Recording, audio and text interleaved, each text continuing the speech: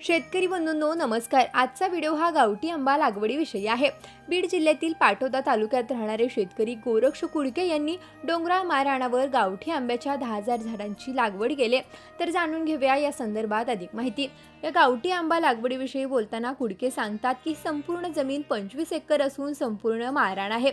सुरुवातीला यावरती कोणतंही पीक नव्हतं, परंतु या 25 एकरामध्ये आपण काहीतरी करावं अशी त्यांची इच्छा होती आणि या इच्छाशक्तीतूनच त्यांनी या 25 एकरामध्ये एक बोर मारला आणि प्रचंड पाणी लागल्यामुळे या पाण्याचा काहीतरी उपयोग झाला पाहिजे असं त्यांना वाटलं आणि यामधूनच यातील 10 एकरावर गावठी आंब्याची लागवड केली। सध्या बाजारामध्ये आंब्याच्या विविध व्हरायटी आल्यामुळे गावठी आंब्याच्या मूळ व्हरायटी या नाहीशा होत चालल्या आहेत। त्यामुळे या नाहीशा होणाऱ्या जातींचं संवर्धन करण्याकडे यांचं लक्ष एकवटलं आहे। त्यामुळे या माळरानावरती जास्तीत जास्त गावठी आंब्याची लागवड ते करत असून सध्या यांच्याकडे गावठी आंब्याच्या 70 ते 80 प्रजाती आहेत। आंबा लागवडी साधारण ते मध्यम त्याचबरोबर पाण्याचा निचरा होणारी खडकाळ जमीन महत्त्वाची ठरते। खडकाळ जमिनीतील लाल मातीमुळे आंब्याची चव अबाधित राहते आणि त्यामध्ये मोठ्या प्रमाणात गोडवा येतो।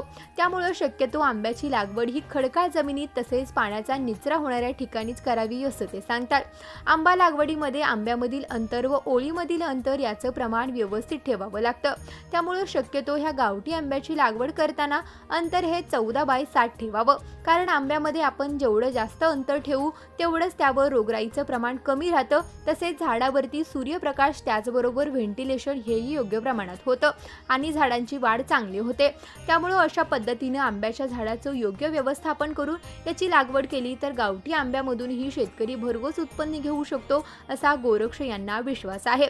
तर शेतकरी बंधूंनो, गोरक्ष यांची गावठी आंब्याची लागवड तुम्हाला कशी वाटली कमेंट करून नक्की सांगा आणि असेच नवनवीन व्हिडिओ पाहण्यासाठी आत्ताच कृषी मंत्राच्या YouTube चॅनलला सबस्क्राईब करा। त्याचबरोबर आमच्या फेसबुक आणि इंस्टाग्राम पेजलाही फॉलो करा।